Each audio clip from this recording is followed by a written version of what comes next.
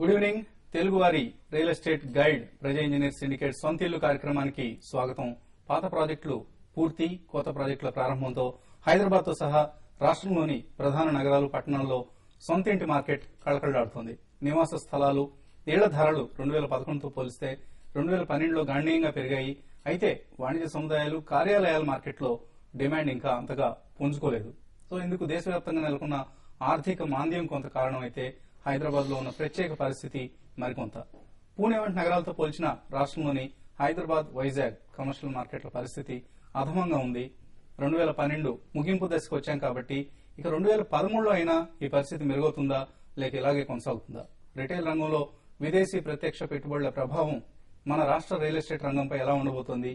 Developers residential ని పక్కన పెట్టి కమర్షియల్ ప్రాపర్టీ వైపు మొగ్గు చూపే అవకాశాలు ఏమైనా ఉన్నాయా? తదితర అంశాలపై మాట్లాడేందుకు మనతో ఉన్నారు SP Reddy, chairman and managing director, Terminus infrastructure, అలాగే S Pochander, CEO, Lanco hills.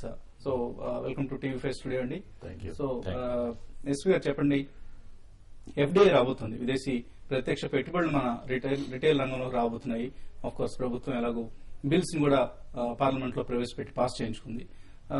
కానీ కమర్షియల్ గా ఈ యాక్టివిటీ ఇంకా పికప్ కావడానికి మేబీ అందర్ 2 to 3 years టైం పడుతుంది. పెద్ద పెద్ద జైంట్స్ రావడానికి వాళ్ళు ఇక్కడ రియల్ ఎస్టేట్ ను సెలెక్ట్ చేసుకుని ఏ నగరాల్లో ఎక్కడెక్కడ లొకేషన్ సెలెక్ట్ చేసుకుని ఇదంతా ప్రాసెస్ కాబట్టి ఈ ప్రాసెస్ కి కొంత టైం పడుతుంది.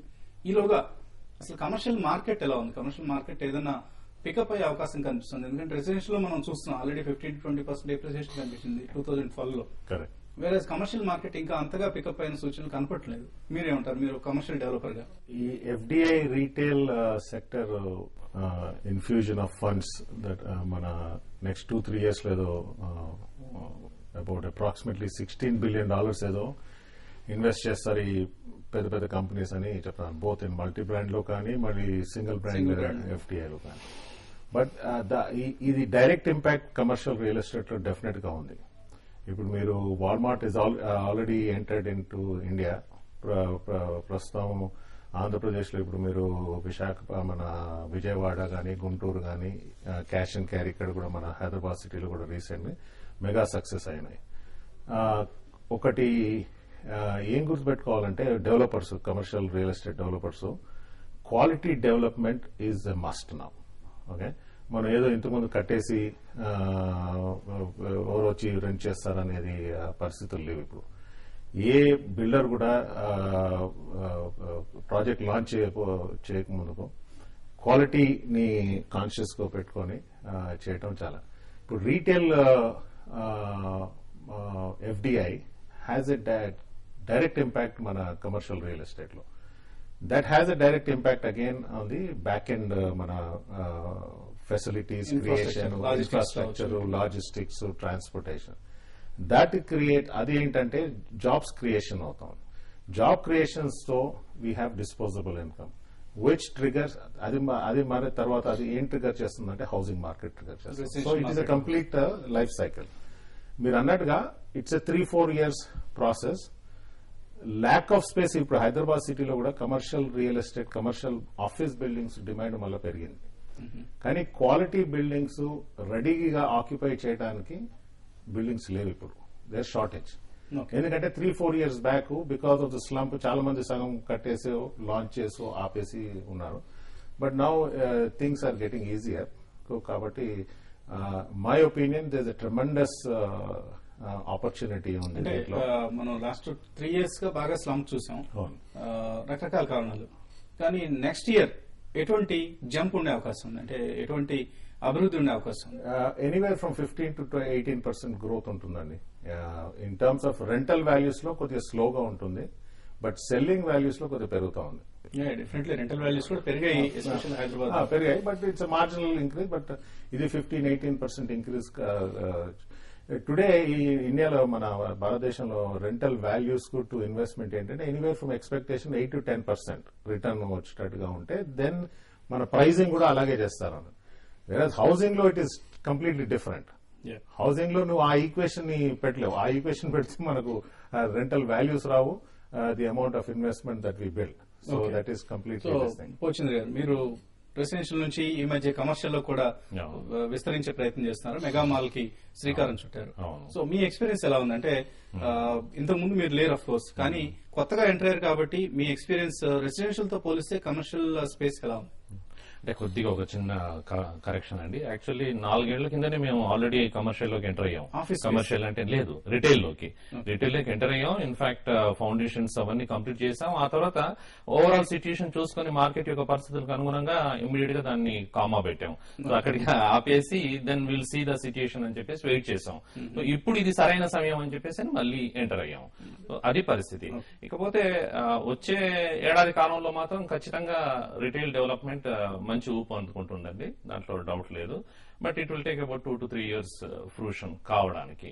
But I only foresee as Prabhakar Reddy garu అన్నట్టు ఒక క్వాలిటీ ప్రోడక్ట్స్ ఉంటేనే నిలదొక్కుంటాయి. కానీ యాజ్ యూజువల్ గా మన హైదరాబాద్ పరిస్థితి మామూలు రన్ ఆఫ్ ద మిల్ వస్తుంది. డెఫినెట్ గా there will be a glut of space and there will be a cannibalisation కంపల్సరీగా అవుతుంది. Ultimately there will be lot of blood bath. This is going to happen. So that's what I feel. Only ఎవరైతే innovate చేసి Yes, మంచి నాణ్యమైన exactly. ప్రాపర్టీని అందిస్తారో వాళ్ళు మాత్రం నిలబడతారు. ఇంతకుముందు యుఎస్ లో ఉండొచ్చారు. సో అక్కడ చాలా లార్జ్ ఫార్మేట్ రిటైల్ స్టోర్స్ ఉంటాయి, హైవేస్ లో కావచ్చు, అలాగే డిస్కౌంట్ మాల్స్ ఉంటాయి. సో అటువంటి ఈ highway malls, large format discount malls ఇటువంటివి మన దగ్గర కూడా డెవలప్ అయ్యే అవకాశం ఉందా? అంటే మన దగ్గర ఉన్న ఇన్ఫ్రాస్ట్రక్చర్ ని ఒకసారి దృష్టిలో ఉంచుకుంటే అక్కడ చాలా పెద్ద పెద్ద హైవేస్ ఉంటాయి, సూపర్ హైవేస్ ఉంటాయి, అండ్ ప్రతి వాళ్ళకి ఇండివిజువల్ కార్స్ ఉంటాయి. ఎక్కడికైనా ఎంత దూరం అయినా నిమిషాల్లో వెళ్ళగలిగే స్కోప్ ఉంటుంది. అండ్ మన దగ్గర అటువంటి పరిస్థితి లేదు కాబట్టి ఇటువంటి మాల్స్ ఎంతవరకు వస్తాయని మనం ఎక్స్పెక్ట్ చేయొచ్చు? ప్రాబబ్లీ ఇట్స్ 5-10 years స్ట్రెచ్ అండి. బట్ మీరు ఒకటి, Hyderabad fantastic infrastructure compare to other states. there's a report 7 stars అని JLL వాళ్ళు report every month they publish. And Hyderabad కూడా ప్రామినెంట్ గా ప్లేస్ అయి ఉంది. ఈ మీరు ఇప్పుడు 166 kilometers పెరిమీటర్ ఏదైతే ఉందో ORR, once it is finished, ఇప్పుడు మీరు చూడండి గచ్చిబౌలి జంక్షన్ ఫుల్లీ గ్రో అయిపోయింది. అక్కడ ఎక్కువ ల్యాండ్స్ లేవు for a big mega malls development, exceptionally except few like Lanco. Gachibowli నుంచి తేలిన తర్వాత నెక్స్ట్ జంక్షన్ వచ్చేసి ఇప్పుడు టిష్మన్ స్క్వేర్, నానక్రామ్ కూడా, పొప్పల్ కూడా ఈజ్ ఆల్రెడీ గ్రోయింగ్. హౌసింగ్ వస్తున్నాయి. నౌ ఫ్రమ్ దేర్ నార్సింగ్ లో హౌసెస్ ఆల్రెడీ స్టార్ట్ అయ్యాయి.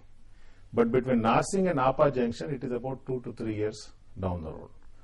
అక్కడి నుంచి మళ్ళీ airport, it is another 5 to 10 years. But the issue is social infrastructure develop అవ్వాలి. ఇప్పుడు మీరు గచ్చిబౌలిలో కూడా సోషల్ ఇన్ఫ్రాస్ట్రక్చర్ లో what is missing in Gachibowli is a major multi speciality hospital. We got slowly mall వచ్చేసింది. In orbit mall is proximity దగ్గర ఉంది. మేము కడుతున్నాం, ల్యాంకో వాళ్ళు కడుతున్నారు. So that will cater this. Chances in this perimeter of 166 kilometers ఏదైతే ఉందో, అట్లాంటాలో కూడా మాకు 285 అని పెరిమీటర్ ఉంది. We have malls across there, outlet malls, discount malls ఉన్నాయి. దేర్ ఆర్, నాకు తెలిసిన మట్టుగా లాస్ట్ మంత్ ఒక గ్రూప్ వచ్చారు యుఎస్ నుంచి. It's a big multi mall developer. They are scouting for spaces for the outlet malls, which is single floor mall. So దానికి scalable, the prices of the land is an issue. So they have to look for the right deal. సిటీలో చూస్తే central business districts కే పరిమితమై ఉంటుంది. Single brand retail shops కావచ్చు, లేదా ఇతరత్ర పెద్ద మనం అనుకునే మాల్స్ కావచ్చు. హైదరాబాద్ లో మనం అదే చూస్తాం. సో మీరు అంటున్నట్లుగా ఈ అవుట్లెట్ మాల్స్ లాంటివి డెవలప్ కావడానికి ఎటువంటి స్కోప్ ఉందంటారు? ఇక్కడ ఇండియన్ కన్స్యూమర్ ను అర్థం చేసుకోవడం చాలా కష్టం అండి. సో యాజ్ ఇట్ ఈస్ గా ఐ ఫీల్ ఇంకా మనం ఏమి అర్థం చేసుకోలేదు. ఇంకా అసలు రిటైల్ గురించి మనం పెద్దగా ఏమి ఆలోచించలేదు. అసలు ఇప్పుడే జస్ట్ మనం ముందు చిన్న చిన్న తప్పటడుగులు వేసుకుంటూ బయలుదేరుతున్నాం. సో ఆల్రెడీ ఇప్పటికే అడుగుపెట్టిన వాల్మార్ట్ కి అప్పుడే చిన్న బొప్పు ఆల్రెడీ అయ్యింది. సో నాకు తెలిసి మాత్రం, అంటే it is my personal view అండి, it's very difficult to have ఆ టైప్ ఆఫ్ డెవలప్మెంట్ కావడం మాత్రం ఇండియాలో difficult. Commercial real estate market లో ప్రైసెస్ రెసిడెన్షియల్ కంటే ఎక్కువ ఉండేవి ఒకప్పుడు, చాలా ఎక్కువ ఉండేవి. కానీ ఇప్పుడు ఆ గ్యాప్ బాగా తగ్గిపోయింది. సమ్ ప్లేసెస్ లో రెసిడెన్షియల్ ప్రైసెస్ ఎక్కువగా ఉన్నాయి, రివర్స్ అయిపోయింది పరిస్థితి. సో ఇది మళ్ళీ ఏదైనా టువర్డ్స్ కమర్షియల్ కి దారి తీసే అవకాశాలు ఎంతవరకు ఉన్నాయి? ఇక్కడ కొద్దిగా అంటే కమర్షియల్ అంటే మనం రెండు సపరేట్ గా చూడాలి. ఒకటేమో కార్యాలయాల విషయం, ఒకటేమో రిటైల్. రిటైల్ డెఫినెట్ గా అభివృద్ధి జరిగే అవకాశం ఉంది మనం ముందు అనుకున్నట్టుగా. కానీ కార్యాలయ విషయాలకు వస్తే మాత్రం ఇది బేసిక్ గా IT driven. So IT driven లో ఏమవుతుందంటే ఒక లిమిట్ ఉంది వాళ్ళ లీజింగ్ యొక్క అమౌంట్ కి. There is a limit. ఆ లిమిట్ దాటిందంటే వాళ్ళు ఇంకో వేరే కాస్త దూరమైనా వెళ్ళడానికి వెనకాడరు, కానీ హై లీజింగ్ ఇచ్చి ఉండాల్సిన అవకాశం వాళ్ళకు లేదు, అవసరం వాళ్ళకు లేదు. కాబట్టి అందులో అంత పెద్దగా డెవలప్మెంట్ జరుగుద్ది లేదా అభివృద్ధి అవుతుంది అని అనుకోవడం, అంటే లీజింగ్ అమౌంట్స్ లో గణనీయంగా పెరుగుదల ఉంటుందని అనుకోవడం I think it's not possible అండి.